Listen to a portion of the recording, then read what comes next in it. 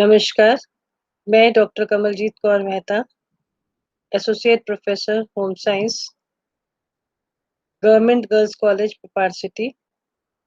आज आपके साथ जिस विषय पर बात करने जा रही हूँ, वो विषय है जल। जैसे कि आप जानते हैं कि हम जो एक बैलेंस डाइट या जो संतुलित भोजन और आहार लेते हैं, उसमें जितने भी न्यूट्रिएंट्स या पोषक तत्व हैं, उनके साथ में जल का भी हमेशा नाम आता है कि जल भी जो है वो हमारे शरीर के लिए उतना ही आवश्यक है जितना कि हमारे दूसरे न्यूट्रिएंट्स। इस अ, वीडियो में मैं आपसे जो है जल के बारे में जो बात कर रही हूँ उसको हम इस तरह से उसके जो सब हेडिंग्स हम इंक्लूड करेंगे, उसमें है वितरण, यानी शरीर में इसको जल किस तरह से वितरित है, जल के क्या कार्य हैं, जल के क्या स्रोत हैं, यानी किन स्रोतों से हम जल जो है वो से की आवश्यकता पूरी कर सकते हैं और टोटल जो आवश्यकता है वो हमारे शरीर में जल की कितनी होती है। तो जैसे कि हम जानते हैं कि जल जो है वो सबसे जो है सेकंड इम्पोर्टेंट, इससे पहले जो है हम ऑक्सीजन की बात करते हैं, लेकिन सेकंड जो हमारी इम्पोर्टेंट जो है लाइफ में वो जल ही जीवन है जैसा हम जानते हैं।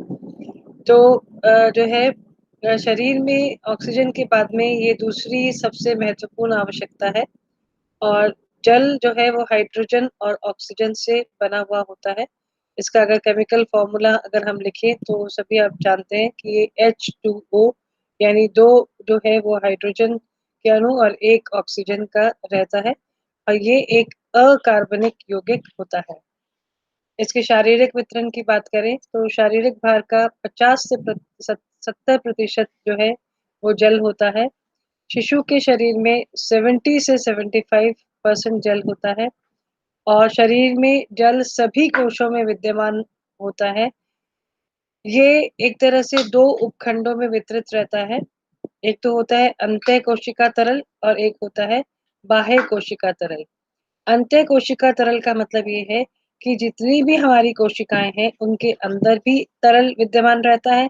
उनके अंदर जो तरल विद्यमान रहता है उसकी मात्रा 45% होती है और जो कोशिकाओं के बीच में यानी बाह्य कोशिका तरल जो है उसमें 55% जल जो है वो विद्यमान रहता है।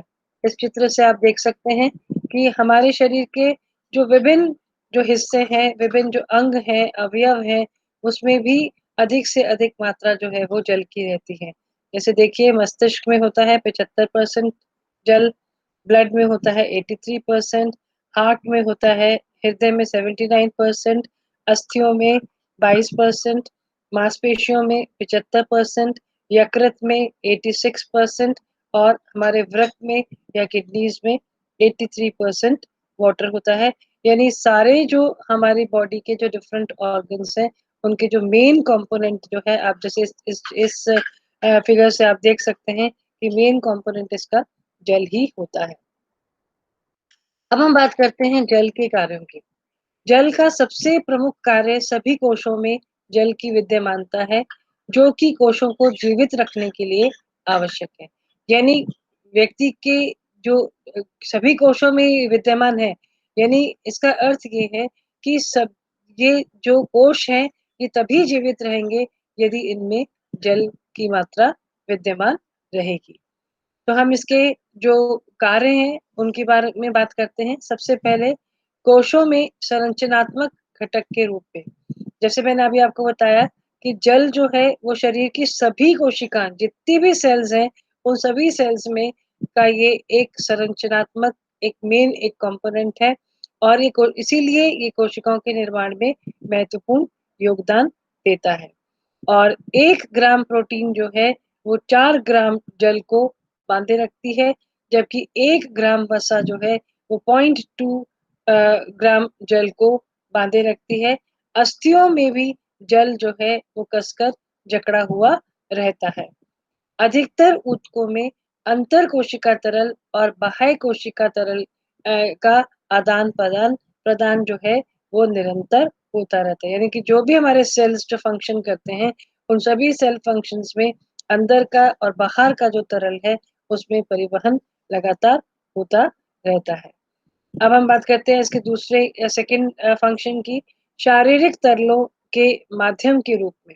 शरीर के सभी तरल पदार्थों में जल पाया जाता है। जैसे जो रक्त है, हमारी जो लसिकाएँ हैं, जो पाचक रस है, जो डाइजेस्टिव जूस है, जिससे हमारा खाना पचता है, मूत्र है, पसीना है, ये सभी जो है, ये सब में ही जल की मात्रा विद्यमान रहती है।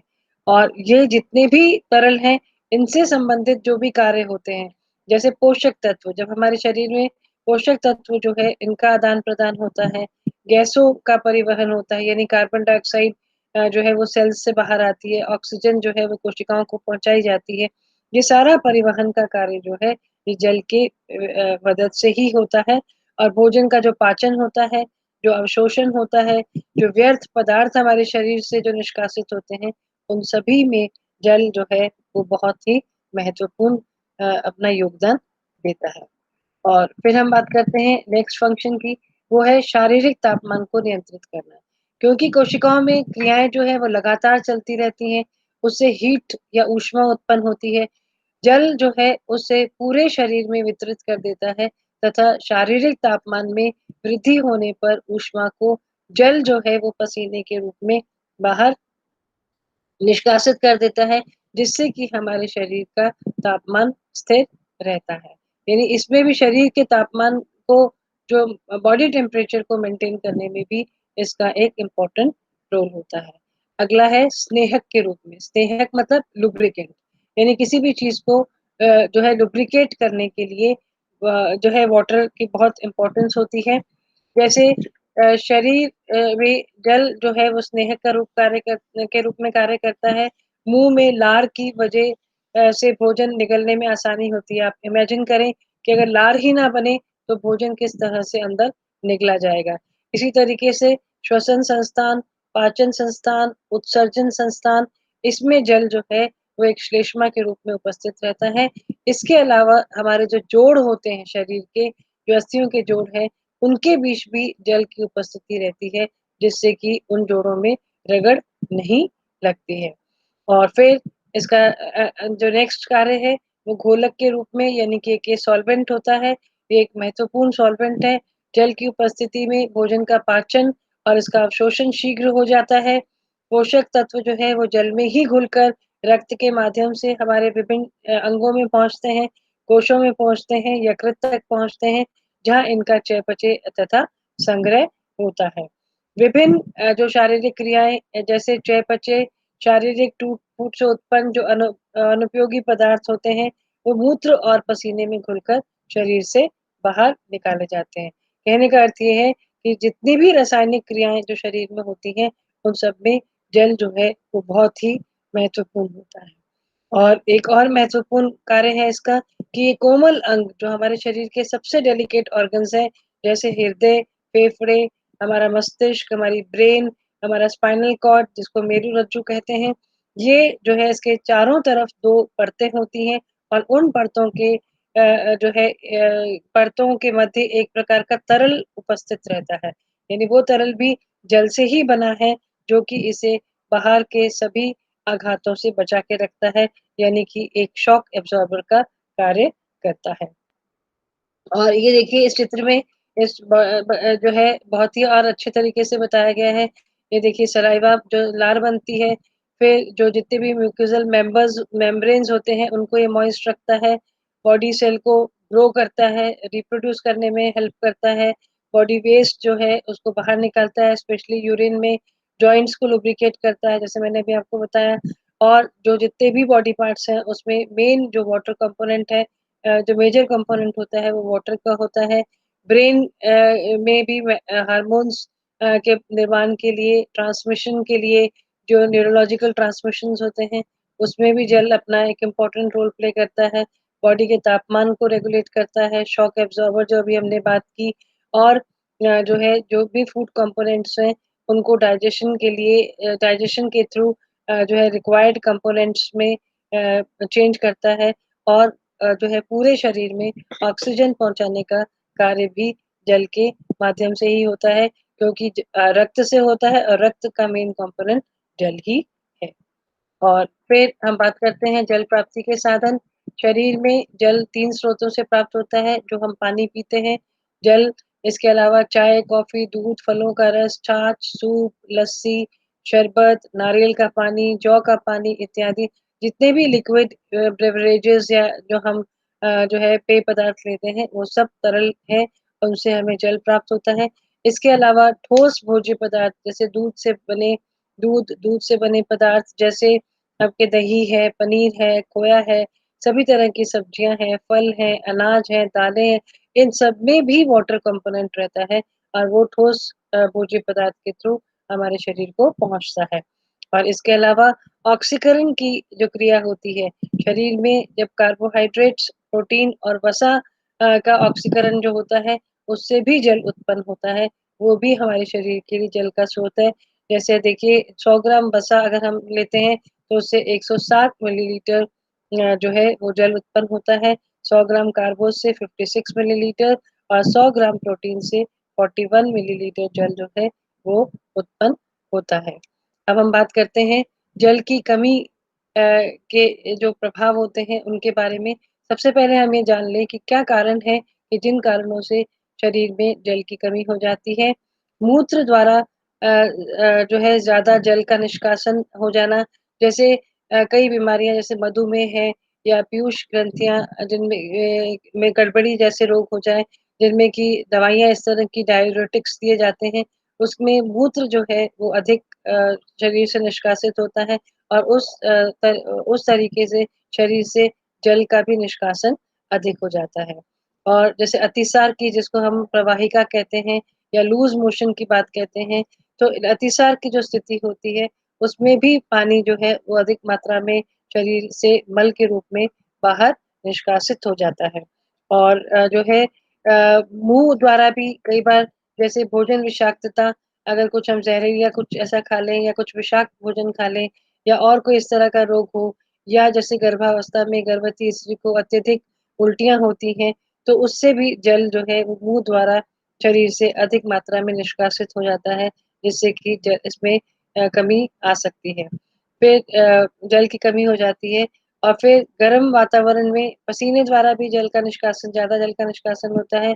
यदि आप गर्म वातावरण में लंबे समय तक अगर रहते हैं और उस समय आप कम जल ग्रहण करते हैं या तेज़ बुखार की स्थिति अगर रहती है, तो पसीने के रूप में भी जल का निष्कासन अधिक होता है। और अब हम देखते हैं कि ये जो जल की कमी हो जाती है, इससे क्या लक्षण शरीर में उत्पन्न होते हैं। 10% मात्रा का अगर निष्कासन हो जाए शरीर से तो निर्जलीकरण या जिसको इंग्लिश में डिहाइड्रेशन कहते हैं, उसकी स्थिति उत्पन्न हो जाती है। ऐसे में आँखें जो है वो अंदर धँसी हुई दिखती हैं, जिह्वा सूखने लगती है, त्वचा सूखी, ढीली और झुर्रियों वाली हो जाती है। अत्यधिक जल की कमी से रक्त कोशिकाओं में संकुचन होने लगता है और रक्तचाप की कमी हो जाती है, नाड़ी की गति में वृद्धि होती है तथा मूत्र द्वारा अधिक मात्रा में प्रोटीन का निष्कासन भी होने लगता है। और शिशुओं में अत्यधिक अतिसार और वजन से 20% तक जल की कमी हो जाती है, जिससे कभी-कभी शिशु की मृत्यु भी हो सकती है और जल की कमी के साथ-साथ सोडियम, पोटेशियम आदि इलेक्ट्रोलाइट्स की भी कमी हो जाती है। ये आप सभी जानते हैं कि ज़्यादातर जो शिशुओं में अतिसार और वजन की अतिसार अधिक होने के कारण जो डिहाइड्रेशन होता है या इवन जो है एडल्ट्स में भी जब ये हो जाता है, तो हम ओआरएस घोल जिसमें कि बॉइल्ड वाटर में थोड़ा-सा जो है नमक 1 चुटकी नमक और चीनी 1 चम्मच मिलाकर उसका पानी हम जब पिलाते हैं या ओआरएस का जो ये तो घर में बना हुआ होता है, इसके अलावा ओआरएस घोल जो है उसको पानी में मिलाकर देने से शरीर में ये सोडियम, पोटेशियम और इलेक्ट्रोलाइट्स की कमी जो है उसको पूरी की जा सकती है। अब हम बात करते हैं कि हमारे शरीर में जल की कितनी आवश्यकता है। तो पहले हम जान लें कि एक एडल्ट व्यक्ति को 2 से ढाई लीटर पानी जो है वो उसकी प्रतिदिन आवश्यकता होती है। ये एक आपके साथ मैंने एक ये टेबल शेयर किया है। इसमें आप देखें कि जैसे ये एज रेंज जो है वो 4 टू 8 इयर्स है, गर्ल्स और बॉयज़ दोनों को ही टोटल वाटर जो है वो 7 कप्स जो है की आवश्यकता है। इस एज में आवश्यकता और बढ़ जाती है 9 टू 13 इयर्स में ये 9 हो गई। फिर उसके बाद में बॉयज़ के लिए जो है थोड़ी-सी क्योंकि उनका बॉडी कंपोज़िशन, बॉडी कंस्टिट्यूएंट्स जो स्ट्रक्चर जो है वो थोड़ा-सा हेवी रहता है, उसकी वजह से उनकी आवश्यकता अधिक है। फिर 14 से 18 साल के भी गर्ल्स और बॉयज़ में डिफ़रेंस है। गर्ल्स के लिए 10 कप्स है और बॉयज़ के लिए 14 कप्स है। और फिर उसके बाद में ये एक और चार्ट है, हालाँकि ये चार्ट जो है ये बॉडी वेट के हिसाब से है। बॉडी वेट पाउंड्स में दिया गया है और डेली रिक्वायरमेंट आउंस में दी गई है। जितना जिसका बॉडी वेट होता है उसके हिसाब से वाटर की जो रिक्वायरमेंट है वो बढ़ती जाती है। ये आप इस चित्र में आसानी से देख सकते हैं। और इस तरह से जैसे हमने देखा कि जब हम संतुलित आहार की बात करते हैं या हम बैलेंस डाइट की बात करते हैं तो हमारा सिर्फ फोकस जो है वो कार्बोहाइड्रेट्स और जो है वसा और प्रोटीन तथा मिनरल्स और विटामिन्स पर रहता है लेकिन जल को अक्सर हम नकार जाते हैं लेकिन ये आप जो है जान गए होंगे इस वीडियो से कि जल की मात्रा जो है वो शरीर में उतनी ही आवश्यक है जितने की दूसरे न्यूट्रिएंट्स हैं इसलिए अपने बैलेंस डाइट में के साथ-साथ जल की मात्रा को भी सही उपयुक्त प्रचुर मात्रा में लेना जो है वो अति आवश्यक होता है। धन्यवाद।